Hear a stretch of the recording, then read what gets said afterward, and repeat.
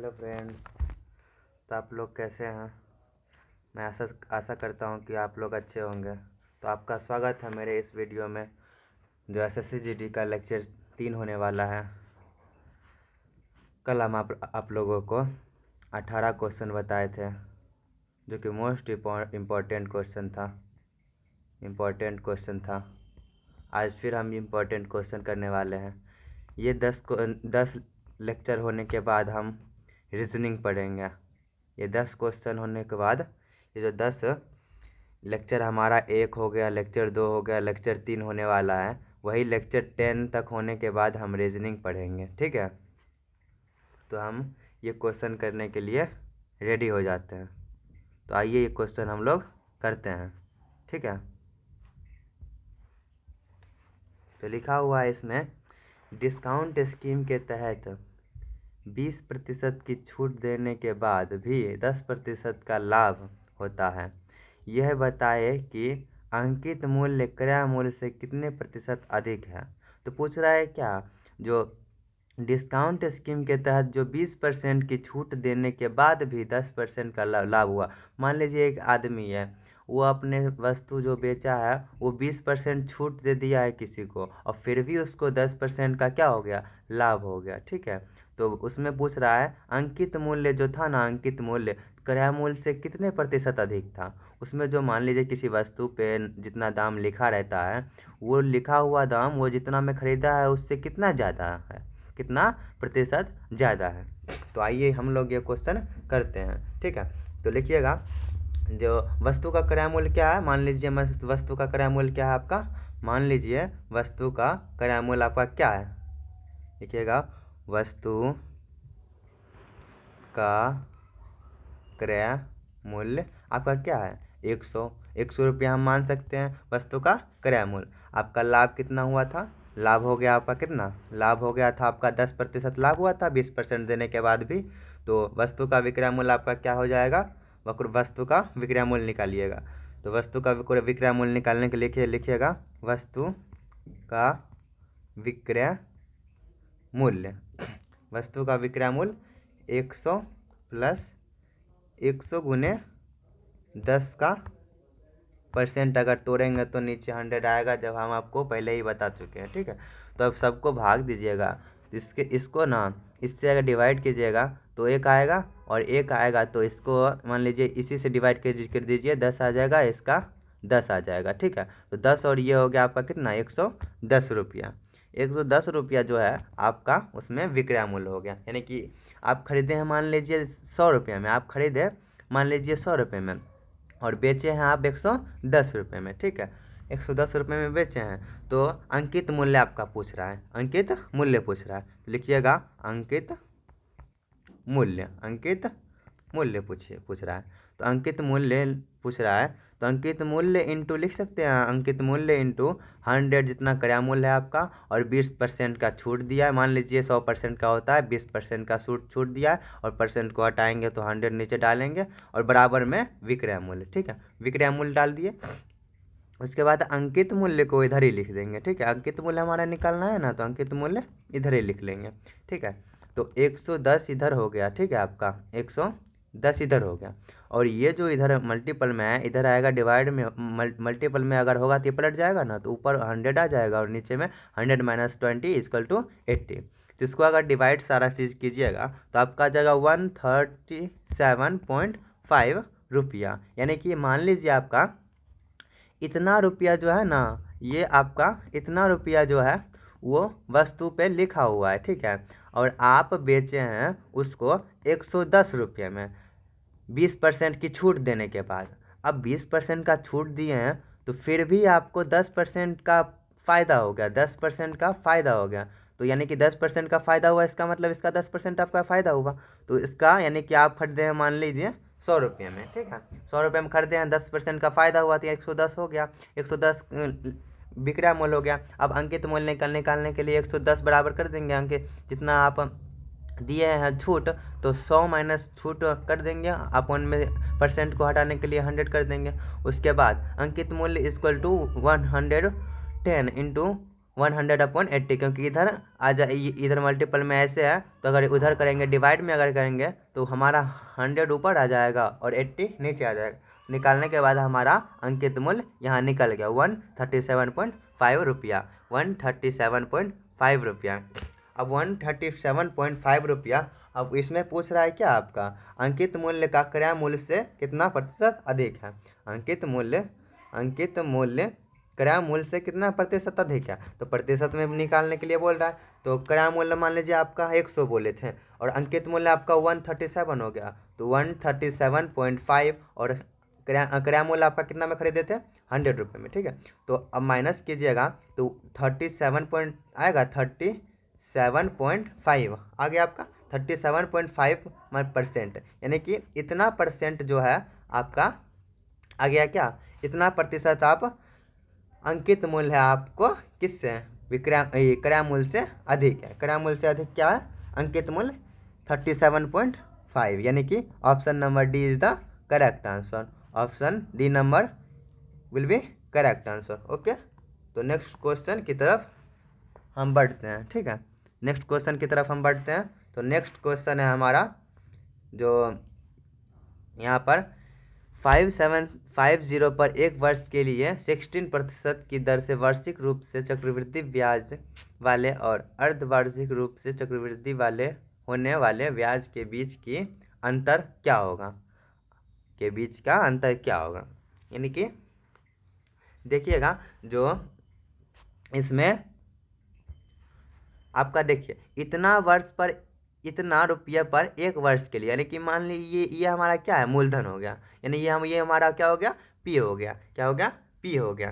तो पी हो गया यानी कि प्रिंसिपल हो गया, ये पी हो गया मेरा। पी कितना है 5750 हो गया। उसके बाद हमारा दर कितना है, आपका दर कितना है 16% की दर से, यानी कि यहाँ पर 16% डाल दिए। ठीक है, उसके बाद समय आपका कितना लिया था 1 वर्ष लिया था। ठीक है, 1 वर्ष लिया था तो यहाँ पर 1 वर्ष डाल दिए। ठीक है, तो आपका सी आई कितना था, सी आई यानी कि कंपाउंड इंटरेस्ट 16%, सी आई 16%। ठीक है, क्योंकि यहाँ पर चक्रवृद्धि ब्याज होने वाले ब्याज चक्रवृद्धि ब्याज लिखा है, कंपाउंड इंटरेस्ट हम डालेंगे। ठीक है, उसके बाद अर्धवार्षिक यानी कि आधे वर्ष। ठीक है, आधे वर्ष पूछ रहा है, तो आधा वर्ष यहाँ पर पूछ रहा है। अर्धवार्षिक का दर क्या होगा, आपका, तो पहले मान लिया आधा वर्ष का बोल रहा है तो इसका आधा क्या होगा, दर हो जाएगा हमारा 8%। ठीक है, उसके बाद समय में देखिए समय आपका क्या हो गया, समय 1 साल था ना, तो अर्धवार्षिक लिखा हुआ था तो 1 × 2 = 2 हो गया। ठीक है, तो उसके बाद सी आई आपका कितना हो गया 8% प्लस 8% इंटू नहीं प्लस 8 × 8/10। ठीक है, परसेंट को अगर हटाएंगे तो अपन में 100 आएगा ना, तो उसके बाद सारा चीज़ डिवाइड जब हम करेंगे तो 16.64% आएगा। ठीक है, तब वार्षिक तथा अर्धवार्षिक रूप से चक्रवृद्धि ब्याज में अंतर प्रतिशत कैसे होगा, यानी कि वार्षिक और अर्धवार्षिक रूप में चक्रवृद्धि ब्याज का अंतर क्या होगा। वार्षिक आपका कितना है 16% है और अर्धवार्षिक कितना है आपका 16.64 है। ठीक है, 16.64 है, तो उसमें आप अंतर निकालिए। तो आप लिखिएगा अर्धवार्षिक का यानी कि 16.64 माइनस वार्षिक का कितना है 16%। ठीक है, अगर माइनस करेंगे हमारा तो 0.64% आ जाएगा। ये हमारा हो गया किसका, वार्षिक और अर्धवार्षिक का बीच का अंतर। तो अभिष्ट अंतर क्या हो जाएगा आपका, यानी कि अभिष्ट यानी कि बीच का फाइनल अंतर क्या हो जाएगा, लिखिएगा अभिष्ट अंतर क्या हो जाएगा आपका 5750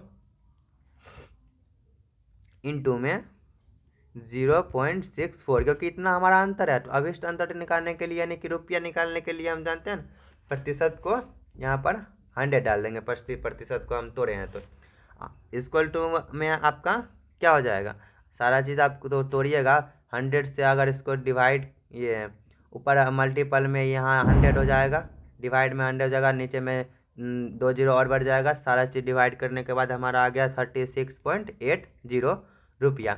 इतना जो है आपका रुपया वो आपका यहाँ पर लिखा हुआ है कि चक्रवृद्धि होने वाले ब्याज और अर्धवार्षिक रूप से चक्रवृद्धि होने वाले ब्याज के बीच का कितना अंतर, यानी कि आपका 36.80 रुपया जो है वो आपका बीच का अंतर हो गया, वो आपका बीच का अंतर हो गया, यानी कि option number D will be correct answer. Option number D is the correct answer.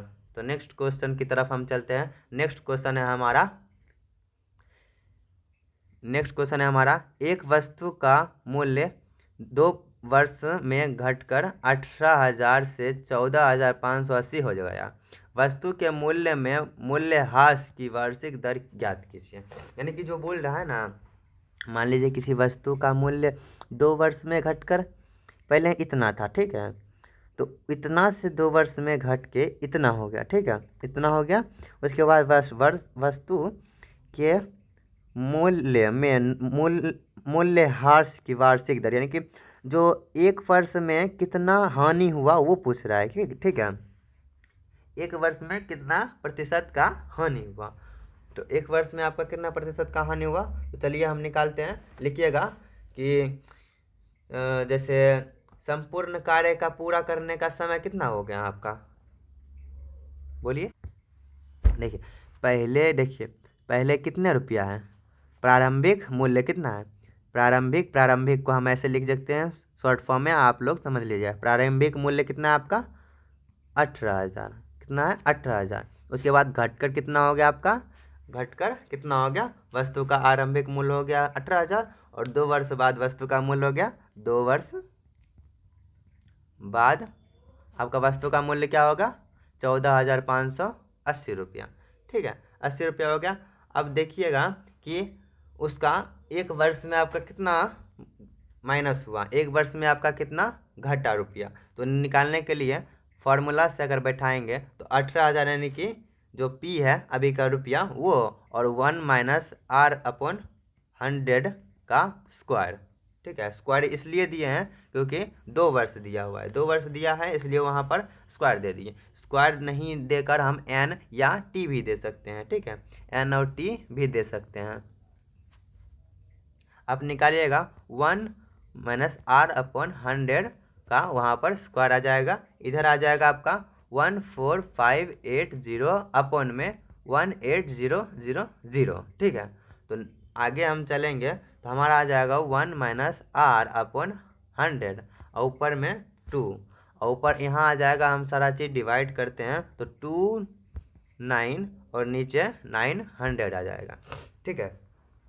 तो अब सारा चीज़ मान लीजिए ये यहाँ स्क्वायर है, ठीक है, यहाँ स्क्वायर है, ठीक है। अब ये इधर जाएगा तो रूट बन जाएगा, तो हमारा क्या हो जाएगा, रूट बनेगा तो 1 माइनस R/100, ये स्क्वायर इधर भेज दिया तो क्या हो गया, रूट में 729/900। अब जानते हैं आप, तो 1 माइनस R/100 अगर लिखें तो यहाँ आप जानते हैं 729 का स्क्वायर किसका है, स्क्वायर 27 का है, और 900 किसका है, 30 का है, 900, ठीक है। तो अब देखिएगा R इक्वल टू यहाँ ये यहाँ प्लस में इधर आएगा तो माइनस में सारा चीज़ बन जाएगा। तो आपका यहाँ R/100 हो गया, ठीक है। अब यहाँ पर आ जाएगा 1 माइनस 27.30, ठीक है, क्योंकि यहाँ पर माइनस का है, ये माइनस हम उधर भेज दिए तो यहाँ पर प्लस माइनस माइनस हो गया, ठीक है। तो माइनस हो गया, तब इधर हम करते हैं सॉल्व। देखिएगा कि R इक्वल टू 3/30 इंटू में 100 क्यों डाले हैं, क्योंकि यहाँ पर डिवाइड में है 100, उधर जाएगा तो इंटू में बन जाएगा। तो यहाँ पर आ जाएगा 0 काट दिए, ये काट दिए, तो बच के आपका कितना 10%। ये जो 10% आपका है वो 10% आपका हर वर्ष जो है वो घटता है, ये 10% जो है वो हर वार्षिक दर से घटता है, ठीक है। नेक्स्ट क्वेश्चन की तरफ हम चलते हैं, यानी कि 10 जो है, यानी कि C, option number C is the correct answer, option number C is the correct answer. Next question की हम तरफ चलते हैं। तो नेक्स्ट क्वेश्चन है हमारा, एक गोले का वक्र पृष्ठीय क्षेत्रफल 1386 वर्ग सेंटीमीटर स्क्वायर है, तो इस गोले का आयतन क्या होगा, क्या होगा, आयतन क्या होगा। यानी कि एक गोले का वक्र पृष्ठीय क्षेत्रफल, ठीक है, और कितना है 1386 वर्ग सेंटीमीटर स्क्वायर। वक्र पृष्ठीय क्षेत्रफल आपका इतना दिया हुआ है, जिसमें पूछ रहा है गोले का आयतन क्या होगा। यानी कि गोले का, यानी कि पहले रेडियस निकालिएगा, रेडियस निकालने के बाद आपका निकल जाएगा आयतन, ठीक है, आपका निकल जाएगा आयतन। तो रेडियस आप निकालिएगा, तो रेडियस आपका क्या हो जाएगा, तो हम निकालते हैं रेडियस, क्या होगा, लिखा हुआ है जो, मान लीजिए गोले का वक्र पृष्ठीय क्षेत्रफल आप क्या होता है, गोले का वक्र पृष्ठीय क्षेत्रफल आपका क्या होता है, लिखिएगा गोले का वक्र पृष्ठीय क्षेत्रफल आपका क्या होता है, वक्र पृष्ठीय क्षेत्रफल आपका क्या होता है, बोलिए। वक्र पृष्ठीय क्षेत्रफल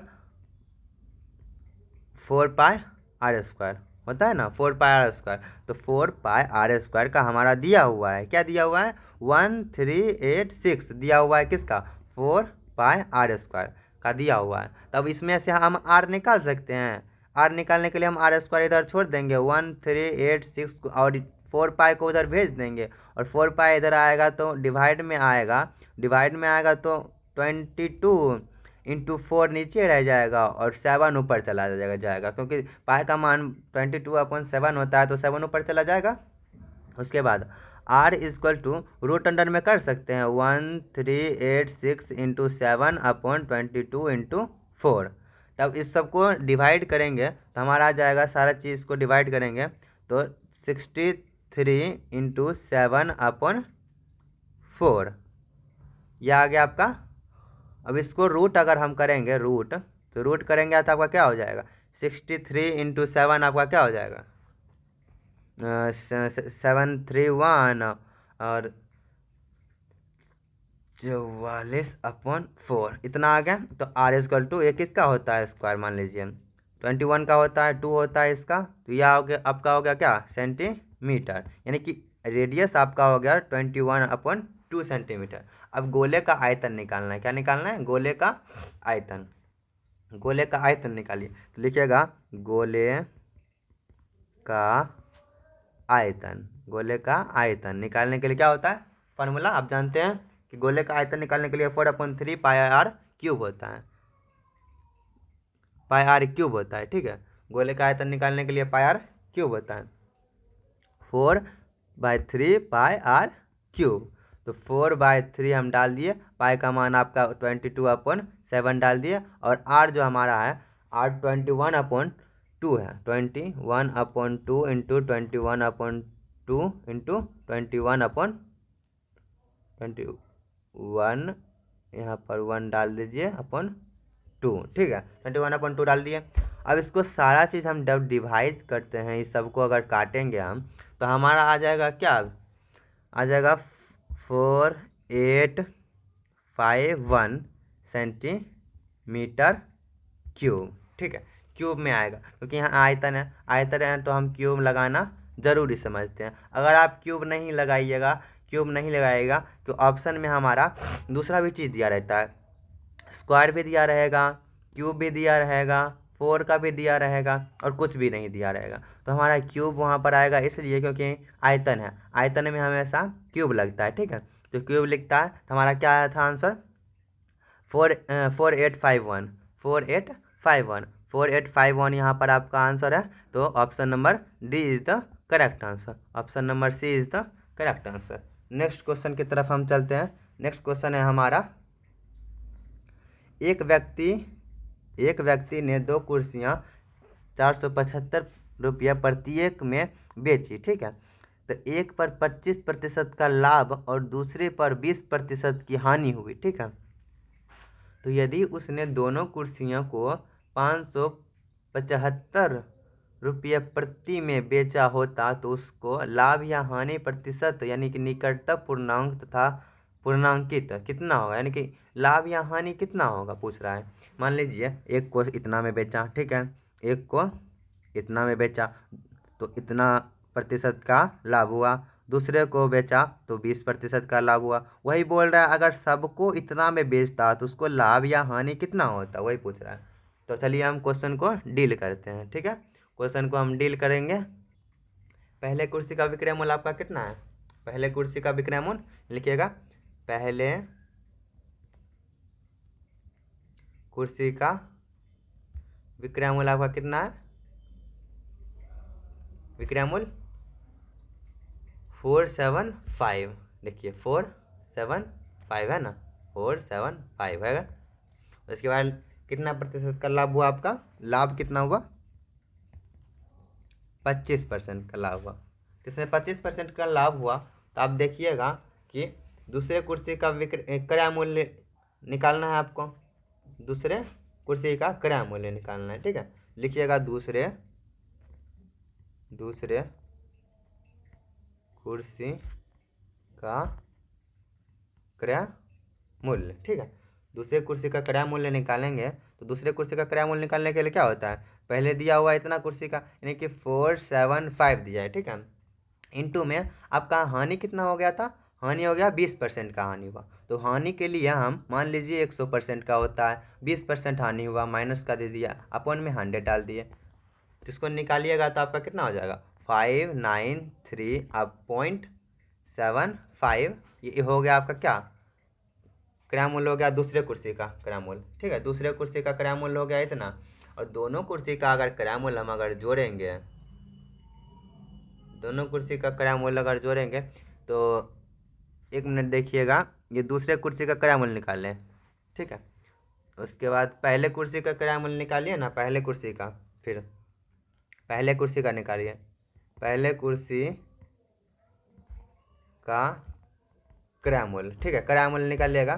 तो पहले कुर्सी का क्रय मूल्य निकालने के लिए पहले यहाँ पर क्या दिया है, 475 डालिए, 475 इंटू में आपका उसमें हुआ था लाभ हुआ था, तो 100 प्लस 25 लाभ हुआ था, तो 100 डाल दिए। अब इसको डिवाइड सब चीज़ करने के बाद आपका लाभ हुआ था ना, तो लाभ हुआ था, यहाँ डिवाइड में हम डाल दिए, ये जो हमारा ये जो है वो डिवाइड में हो जाएगा, ठीक है, डिवाइड में होगा। अगर मल्टीपल में अगर करेंगे 475 इंटू में 100 ऊपर आ जाएगा और नीचे 125 आ जाएगा, ठीक है। लाभ में हमेशा डिवाइड होता है और हानि में हमेशा मल्टीपल होता है, ठीक है।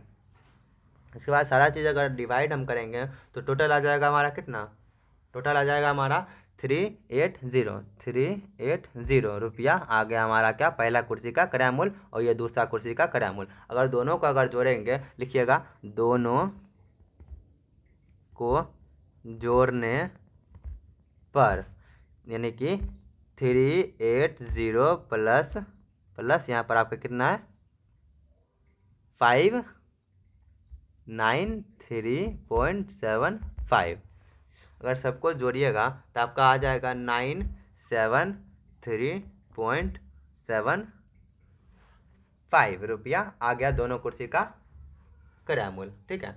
उसके बाद अब लिखिएगा दोनों कुर्सी का विक्रय मूल्य, अगर हम मान लीजिए यहाँ पर लिखा हुआ है कि दोनों कुर्सी का विक्रय मूल्य हम अगर 575 रुपये में कर देते हैं, तो दोनों कुर्सी का विक्रय मूल्य आपका 575 अगर कर देंगे तो 575 इंटू 2, 2 कुर्सी है, तो अगर मल्टीपल दोनों को करेंगे तो हमारा दोनों को मल्टीपल करने के बाद हमारा कितना आ जाएगा, 1152 आ जाएगा, 1152 आ जाएगा। तो ये दोनों कुर्सी का अगर उतना में बेचेंगे तो कितना रुपया आया, और इसमें दोनों को जोड़े हैं तो घटा दीजिए, इसमें 1152 माइनस 973.75 अगर घटाएंगे और नीचे में डाल दीजिए जितना का लिखा हुआ है क्रय मूल्य, ठीक है।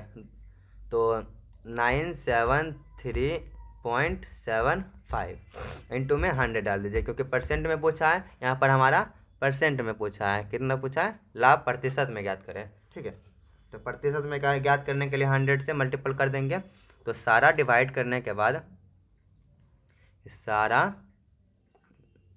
डिवाइड करने के बाद हमारा आ जाएगा, क्या हो जाएगा आंसर, सारा डिवाइड करने के बाद हमारा आ जाएगा आंसर 18%, कितना आ जाएगा, 18% आ जाएगा, यानी कि 18% का वो क्या हो जाएगा आपका, 18% का लाभ आएगा, ठीक, क्या आ जाएगा, 18% का लाभ आ जाएगा। अगर वो इतना में अगर नहीं बेचता है, जो इतना दिया हुआ है इतना में खरीदा, इतना में खरीदा, उसके बाद सब मैं बेच कर लाभ हानि प्राप्त किया। उसको अगर इतना में दोनों कुर्सी बेचता, जितना रुपया आता और जितना क्रय मूल्य उसमें इसमें घटा दिए।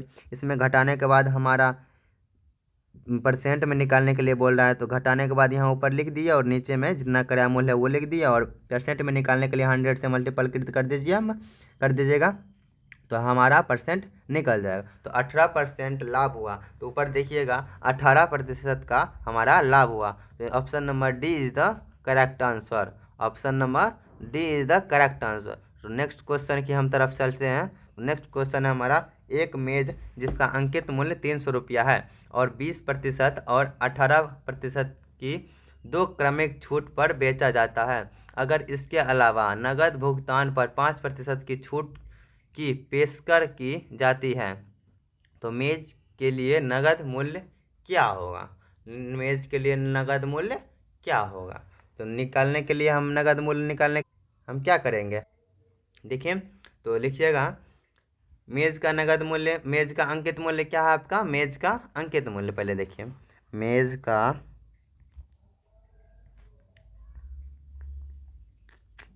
अंकित मूल्य, मेज का अंकित मूल्य क्या है आपका? 300 रुपया। कितना है यह देखिएगा, 300 रुपया। ठीक है, 300 रुपया है। उसके बाद मेज के लिए नगद मूल्य क्या हो जाएगा आपका? मेज के लिए नगद मूल्य यहाँ लिखिएगा, मेज के लिए नगद मूल्य, मेज के लिए नगद मूल्य, मेज के लिए नगद मूल्य आपका क्या हो जाएगा? तो इक्वल टू डालकर 300 उसका अंकित मूल्य है, इंटू में 100 माइनस 20, यानी कि 20% का छूट दिया था, अपन में 100, उसके बाद मल्टीपल, फिर 10% का भी छूट दिया था, 10% का छूट दिया था। ठीक है, 10% छूट दिया था, फिर यहाँ पर 100 डाल दिया, फिर 5% का भी फिर छूट दिया, 5% का भी छूट दिया, तो 100 माइनस 5 यानी कि क्या हो गया? 95। ठीक है, 95 हो गया। अब सबको करने के बाद तो 300 आया, 300 इंटू में 80/100 इंटू में 90/100 इंटू में 95/100।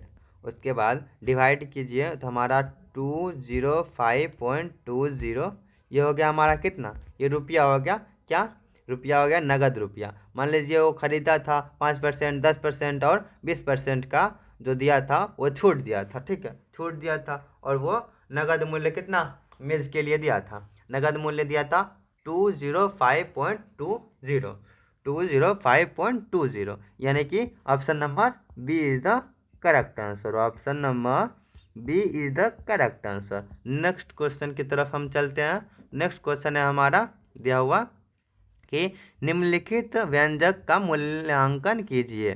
तो ये आप लोग बनाइए, तो थोड़ा हम टाइम आपको देते हैं, बनाइएगा तो।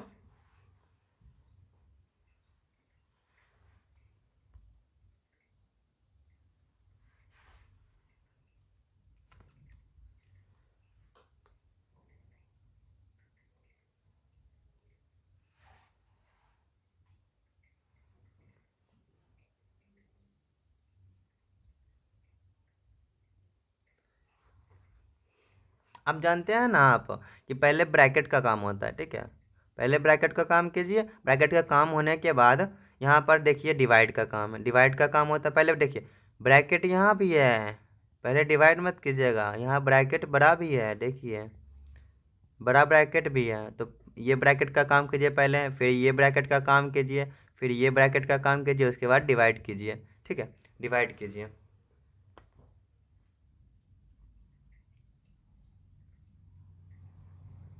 हो गया, बना किसी से? तो देखिए कैसे बनता है, देखिए ध्यान से देखिएगा। ठीक है, दिया हुआ है क्या आपका? -4/7। ठीक है, -4/7 इंटू में 12/1 डाल सकते हैं, क्योंकि डिवाइड में है, इंटू में हम चेंज कर दिए, डिवाइड में फिर यहाँ पर डालेंगे, तो -4/5, -4/5 है। ठीक है, इंटू में क्या दिया हुआ है आपका? -2 प्लस 2/7, क्योंकि यहाँ पर देखिए माइनस माइनस प्लस हो जाएगा, ठीक है, माइनस माइनस प्लस हो जाएगा। तो यहाँ पर मल्टीपल सारा चीज़ कीजिए तो आपका क्या हो जाएगा 48 -48/7 डिवाइड। अब इसको -4/5 रहने दीजिए और पहले इस ब्रैकेट को कीजिए। ये इस ब्रैकेट को करेंगे तो हमारा क्या हो जाएगा, मल्टीपल में आ जाएगा आपका -12.7 अब इस ब्रैकेट का काम कीजिए तो -48/7 ये ब्रैकेट में हो गया, डिवाइड में लिखिएगा। तो डिवाइड में आपका यहाँ पर आप ये काम कीजिएगा तो ये काम करेंगे तो आपका क्या हो जाएगा 48/35 अब इसको मल्टीपल में चेंज कीजिए। मल्टीपल में चेंज करेंगे तो क्या हो जाएगा 48.7 मल्टीपल 35.48 48 ये कट गया तो -5 आ गया। -5 ये जो आंसर है देखिए -5 होगा, -5 है ना, -5 है तो ये हो गया आपका answer. Option number B is the correct answer. ये वाला क्वेश्चन बहुत ईजी था, ये वाला क्वेश्चन बहुत ईजी था, क्योंकि हम जानते हैं ना, हम ये क्वेश्चन हम ये वाला पढ़े थे, क्या पढ़े थे, BORD BOARD BOARD, ठीक है, बोर्ड मास BODMAS बोर्ड मास हम पढ़ लेते हैं, बोर्ड मास हम पढ़े हैं, क्योंकि बोर्ड मास पे ये बैठा हुआ है। देखिए बी हो गया, ब्रैकेट हो गया, ऑफ हो गया, ओ से ऑफ हो गया, डी से हो गया, डिवाइड हो गया, एम से हो गया, मल्टीपल हो गया, ए से हो गया, एड हो गया, और एस से हो गया सब्सट्रैक्ट हो गया। तो पहले हो गया आपका इसका काम होता है, दूसरे का इसका होगा, तीसरे में इसका होगा, चौथे में इसका, पांचवें में इसका, और छठे में इसका, नहीं लास्ट में जो होता है सब्सट्रैक्ट का होता है, ठीक है, और पहले होता है ब्रैकेट का काम। तो हम ब्रैकेट का काम कर लिया, उसके बाद दिया हुआ है मल्टीपल, तो मल्टीपल देखिएगा आपका किसका है, डिवाइड के बाद है आपका, ये देखिएगा डिवाइड के बाद है मल्टीपल। तो पहले हम डिवाइड का काम कर लिए, ये देखिए डिवाइड का हम काम कर लिए, उसके बाद मल्टीपल करेक्ट करेंगे, मल्टीपल का करेंगे तो मल्टीपल यहाँ पर दिया हुआ है, मल्टीपल फिर दिया हुआ है, मल्टीपल का कर लिए, उसके बाद फिर ये देखिएगा फिर डिवाइड का दिया हुआ है, ये ब्रैकेट और फिर डिवाइड का दिया हुआ है, तो डिवाइड का हम कर लेंगे। ये वाला क्वेश्चन बहुत ईजी था, ठीक है, जो बनाए होंगे उसके लिए अच्छा ही होगा, क्योंकि ये क्वेश्चन बहुत ही ईजी था। नेक्स्ट क्वेश्चन की तरफ हम चलते हैं। नेक्स्ट क्वेश्चन है हमारा, तो पहले ये भी देख लीजिए, देखिए जो हम ना मैथ का इंपॉर्टेंट क्वेश्चन का लेक्चर 10 तक हम करेंगे, ठीक है, लेक्चर 10 तक अभी करेंगे, उसके बाद हम करेंगे रीजनिंग। क्या करेंगे हम रीजनिंग करेंगे। रीजनिंग का भी जब 10 लेक्चर पूरा हो जाएगा, 10 लेक्चर रीजनिंग का भी पूरा हो जाएगा, तब हम फिर वापस आ जाएंगे किसमें, फिर हम वापस आ जाएंगे हम मैथ में, ठीक है, फिर हम वापस आ जाएंगे मैथ में। अगर आपको कुछ और में अगर भी दिक्कत होगा तो हम कोशिश करेंगे कि उस सब्जेक्ट में भी आपको दिक्कत क्लियर कर सकें, उस सब्जेक्ट में भी आपका दिक्कत क्लियर कर सके, ठीक है। तो 10 लेक्चर हम पूरा करेंगे पहले मैथ का, उसके बाद फिर हम करेंगे स्टार्ट रीजनिंग, ठीक है। रीजनिंग में हम आपको पढ़ाएंगे कोडिंग पढ़ाएंगे, डिकोडिंग पढ़ाएंगे, वेरिएबल पढ़ाएंगे, नॉन वेरिएबल पढ़ाएंगे, नंबर वाला पढ़ाएंगे, उसके बाद फिर इमेज वाला पढ़ाएंगे, नंबर का जैसे मान लीजिए, उसके बाद कथन पढ़ाएंगे। ये सब देखिए, कथन से जो है ना, कथन बहुत ही हार्ड है, वो वाला किसी से मतलब जल्दी जल्दी बनता नहीं है, और ये ज़रूर से ज़रूर 4 से 5 क्वेश्चन ज़रूर पूछेगा कथन वाला, 4 से 5 क्वेश्चन ज़रूर पूछता है कथन वाला, ठीक है। तो कथन वाला आपको पढ़ना बहुत मतलब हम ऐसे पढ़ाएंगे आपको कि अच्छे से समझ में आ जाएगा। तो ये अच्छे से देखने के लिए तैयार हो जाइए। 10 लेक्चर होने के बाद हम रीजनिंग पढ़ाएंगे, ठीक है, रीजनिंग हम पढ़ाएंगे। नेक्स्ट क्वेश्चन की तरफ हम जब चलते हैं, वो सब छोड़िए बात, हम नेक्स्ट क्वेश्चन की तरफ चलते हैं। तो लिखा हुआ है, जो एक चोर ने अपनी यात्रा 60 किलोमीटर प्रति घंटा की चाल से शुरू की, 60 किलोमीटर प्रति घंटा की रफ्तार से शुरू की। 30 मिनट के बाद पुलिस ने उसी जगह से 80 किलोमीटर प्रति घंटा की चाल से पीछा करना शुरू किया। आप बोल रहा क्या, 60 किलोमीटर प्रति घंटा से चोर भागा, ठीक है, आधा घंटे के बाद पुलिस भी भागा, लेकिन वो कितने किलोमीटर के घंटे में? 80 किलोमीटर के घंटे में। ठीक है, तब पूछ रहा है कि पुलिस को चोर को पकड़ने में कितना समय यानी कि घंटा में लगेगा, यानी कि पुलिस को चोर को पकड़ने के लिए कितना समय लगेगा। यानी कि जो बोल रहा है चोर 60 किलोमीटर प्रति घंटा के चल रहा था और पुलिस 80 किलोमीटर प्रति घंटा के रफ्तार से चल रहा था, लेकिन पुलिस जो है आधा घंटा वहाँ पर सो पी लिया, खा लिया, मस्त हो गया, कुछ भी किया, लेकिन 30 मिनट के बाद वो चोर को पकड़ने के लिए भागा। ठीक है, तो अब पूछ रहा है कि पुलिस को चोर पकड़ने के लिए कितना समय लगेगा। ठीक है, कितना समय लगेगा, तो लिखिएगा कि चोर की चाल आपका कितना है, चोर की चाल लिखिएगा, चोर की चाल, चोर की चाल क्या है आपका 60 किलोमीटर प्रति घंटा। पुलिस की चाल क्या है आपका, पुलिस की चाल, पुलिस की चाल क्या है आपका 80 किलोमीटर पर घंटा, 80 किलोमीटर प्रति घंटा।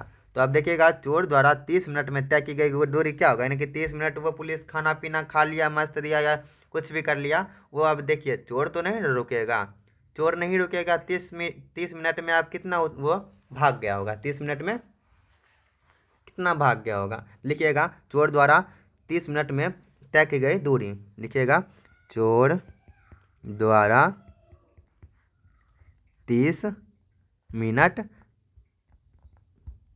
में तय की गई दूरी, तय की गई दूरी, तय की गई दूरी क्या हो जाएगा आपका 60 किलोमीटर। दूरी आप जानते हैं distance equal to time into speed, ये हो गया आपका स्पीड इंटू टाइम हो गया 30 मिनट, और 30 मिनट को हम घंटे में अगर चेंज करेंगे तो क्या हो जाएगा, 30 मिनट को हम घंटे में चेंज करेंगे तो 30/60, तो इक्वल टू में आपका आ जाएगा क्या, इक्वल टू में आपका आ जाएगा कितना आ जाएगा 30 किलोमीटर, 30 किलोमीटर पर घंटा। ठीक है, 30 किलोमीटर, 30 किलोमीटर पर घंटा हो गया। 30 किलोमीटर जो हो गया वो भाग गया। ठीक है, 30 किलोमीटर वो भाग गया आधे घंटे में, यानी कि 1 घंटा मान लीजिए, 1 घंटा में ये भी देख लीजिए 1 घंटा में ये इतना भागा, तो आधा घंटे में कितना भागेगा, आधा भागेगा ना, तो 30 किलोमीटर भाग गया, 30 किलोमीटर भाग गया। अब देखिएगा कि यहाँ पर अच्छे से समझिएगा, जो इधर से मान लीजिए ये चोर 30 मिनट में 30 किलोमीटर भाग गया और ये 80 किलोमीटर प्रति घंटा से पुलिस भाग रहा है। ठीक है, पुलिस भाग रहा है। अब ये 30 मिनट के बाद 30 किलोमीटर भाग गया, अब फिर यहाँ से ये चोर भागेगा और ये यहाँ से स्टार्ट किया, ये यहाँ से भागेगा तब ये यहाँ से स्टार्ट करेगा, तो यहाँ पर 60 किलोमीटर प्रति घंटा से भागेगा ना, भागेगा। लिखिएगा पुलिस को चोर को पकड़ने के लिए लगा समय, पुलिस को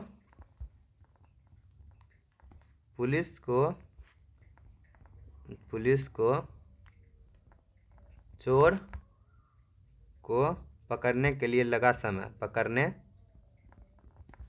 के लिए लगा समय, समय पूछ रहे हैं, समय देखिएगा समय क्या हो जाएगा आपका पकड़ने के लिए 30 किलोमीटर, यहाँ 30 किलोमीटर दिया हुआ है तो 30 किलोमीटर डाल दिए, 30 किलोमीटर। ठीक है, उसके बाद ये 60 किलोमीटर और ये 80 किलोमीटर, तो 80 किलोमीटर माइनस 60 किलोमीटर डाल दिए। ठीक है, तो अब यहाँ पर देखिएगा तो 30 किलोमीटर ये हो गया और ये हो गया आपका 20 किलोमीटर ये हो गया, सारा को डिवाइड कीजिएगा तो आपका 3/2 घंटे, यानी कि 3/2 घंटे, यानी कि आपका कितना हो गया, डिवाइड कीजिएगा तो 1.5, कितना 1.5 ही है ना आ जाएगा, 3 में से 2, 3 में 2 से डिवाइड करेंगे तो क्या हो जाएगा 1.5 नहीं आएगा, हाँ 1.5, लेकिन 1.5 घंटे में वो 1.5 घंटे में वो चोर को वापस पकड़ लेगा, 1.5 घंटे में वो चोर को वापस पकड़ लेगा। ठीक है, 1.5 घंटे देखिएगा यहाँ पर है 1.5 घंटे में, ये देखिए 3.2 घंटे है ना, 1.5 घंटे में वो चोर को वापस पकड़ लेगा। Option number B is the correct answer, option number B is the correct answer. अगर आपको अच्छा लगता होगा तो लाइक सब्सक्राइब एंड वीडियो को शेयर ज़रूर कीजिएगा, ठीक है। नेक्स्ट क्वेश्चन की तरफ चलते हैं। तो नेक्स्ट क्वेश्चन है हमारा, रोहन अपनी पूरी यात्रा को 3 बराबर भागों में विभाजित करता है और अपनी कार से पहले भाग को 30 किलोमीटर प्रति घंटा की चाल से, दूसरे भाग को 40 किलोमीटर प्रति घंटा की चाल से और अंतिम भाग को 50 किलोमीटर की चाल से तय करता है। उसकी पूरी यात्रा के दौरान उसकी कार की औसत चाल क्या होगा, यानी कि इतना किलोमीटर, इतना किलोमीटर, इतना किलोमीटर दिया हुआ है। क्या दिया है देखिएगा अच्छे से, दूसरा रंग से हम करते हैं। तो इतना किलोमीटर दिया है, इतना किलोमीटर, इतना किलोमीटर, ये तीनों का औसत पूछ रहा है। सर्दी बहुत हो गया। तीनों का औसत पूछ रहा है, ठीक है। तो तीनों का औसत पूछ रहा है, देखिएगा लिखिएगा। तो औसत यानी कि स्पीड पूछ रहा है, स्पीड है, स्पीड है तो क्या कीजिएगा, 3 स्पीड है, 3 है, क्या है 3 है। तो 3 स्पीड 1 स्पीड 2 स्पीड 3 अपन में क्या हो जाएगा, S1 S2, यानी कि speed 1 speed 2 plus speed 2 speed 3 plus speed 3 speed 1। अब सबका कीजिएगा। तो 3 × 3 × 30 स्पीड 2 क्या है आपका 40 × 50 अपन में 30 × 40 प्लस 40 × 50 प्लस 50 × 30। अब सारा चीज़ कीजिएगा तो क्या हो जाएगा आपका 3 × 30 × 40 × 50 अपन में 1200 प्लस 2000 प्लस 1500। अब नीचे में आ जाएगा आपका 1800 अपन में 47। सबको काटे हैं तो इसको अगर हम डिवाइड में पूरा कर देंगे तो 38 का 14/47 किलोमीटर प्रति घंटा। ये हो जाएगा आपका औसत दूरी, मतलब औसत चाल, ठीक है। औसत चाल ये देखिए कितना आपका औसत चाल आया 38 यहाँ है। तो ये हो गया, यानी option number D is the correct answer. Option number D is the correct answer, ठीक है। Option number D is the correct answer. Next question की तरफ हम चलते हैं। तो लिखा हुआ है दो शंकुओं का आयतन 3:2 के अनुपात में है और उसकी त्रिज्या 3:4 के अनुपात में है। उनकी ऊंचाई का अनुपात क्या होगा, यानी कि यहाँ पर आयतन दिया है अनुपात में, त्रिज्या दिया है अनुपात में, तब पूछ रहा है ऊंचाई भी अनुपात में। क्या पूछ रहा है, ऊंचाई भी अनुपात में। तो दो शंकुओं का आयतन क्या दिया हुआ है, दो शंकुओं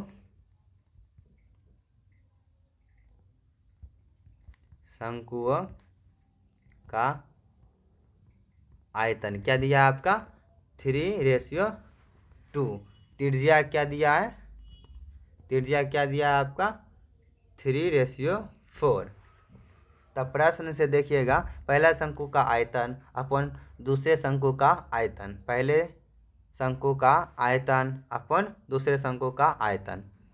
पहले शंकु का आयतन क्या है 3, दूसरे शंकु का आयतन क्या है 2, अपन में डाल दिए। उसके बाद देखिएगा कि आयतन जानते हैं ना, शंकु का आयतन का फॉर्मूला क्या होता है 1/3 पाई आर स्क्वायर एच हमको पता नहीं, हाइट निकालना है, एच ऊपर डाल दिए। दूसरे का भी होता है 1/3 पाई आर स्क्वायर, इसका बड़ा एच डालते हैं, ठीक है, इसको बड़ा एच, क्योंकि दो शंकु दिया है, इसको बड़ा डालें, इसको छोटा डाल देते हैं, ठीक है। बराबर में 3, पहले शंकु का 3 है ना, 3/2।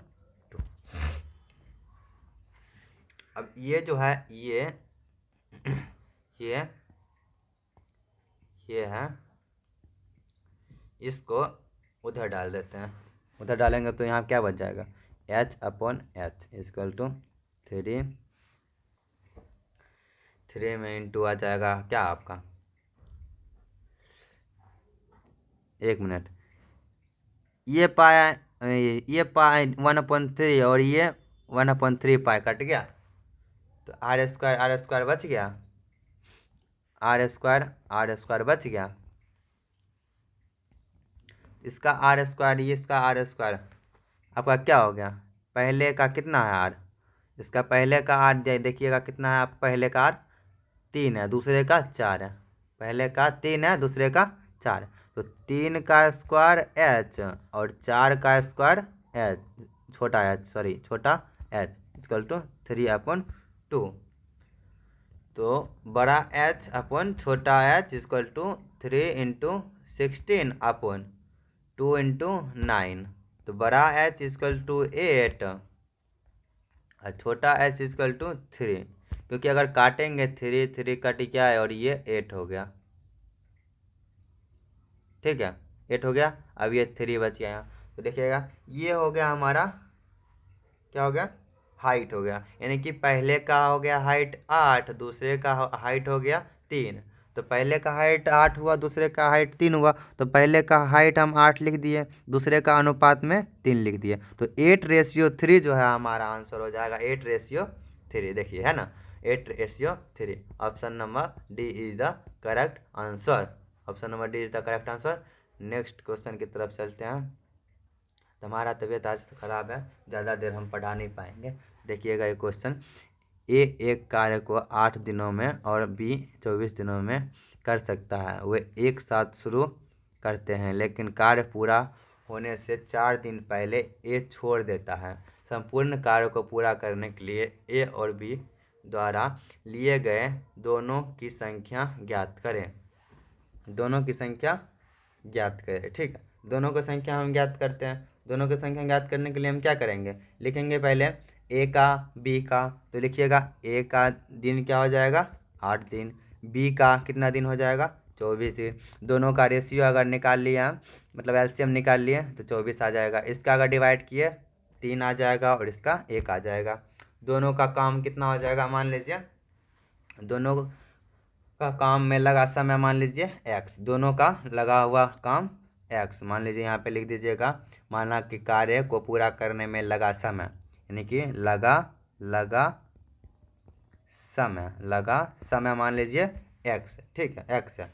तो अब यहाँ पर देखिएगा a इंटू एक्स लगा समय है -4, ठीक है 4 लगा था ना, ये देखिए 4 है, ठीक है 4 है, उसके बाद प्लस बी का भी लगा था x इक्वल टू 24 दिन, ठीक है 24 दिन, 24 का पूरा लिखा हुआ नहीं था, 24 से एलसीएम लिए थे, ठीक है एलसीएम लेते, तो 3a हो गया इंटू में x -4 हो गया प्लस b हो गया आपका क्या, b हो गया 1, यहाँ पर देखिएगा b हो गया 1, b हो गया 1 यानी x इक्वल टू 24, तब सिर्फ सब चीज़ हम किए, तो 3x - 12 और प्लस का x इक्वल टू 24, और ये x हो गया आपका 4x, और इधर आ जाएगा माइनस का, इधर प्लस में आ जाएगा तो 36 हो जाएगा, तो x इक्वल टू 36/4 डिवाइड करेंगे तो x इक्वल टू आपका 9 दिन हो जाएगा, 9 दिन हो जाएगा, 9 दिन हो जाएगा। संपूर्ण कार्य को पूरा करने के लिए समय कितना हो जाएगा आपका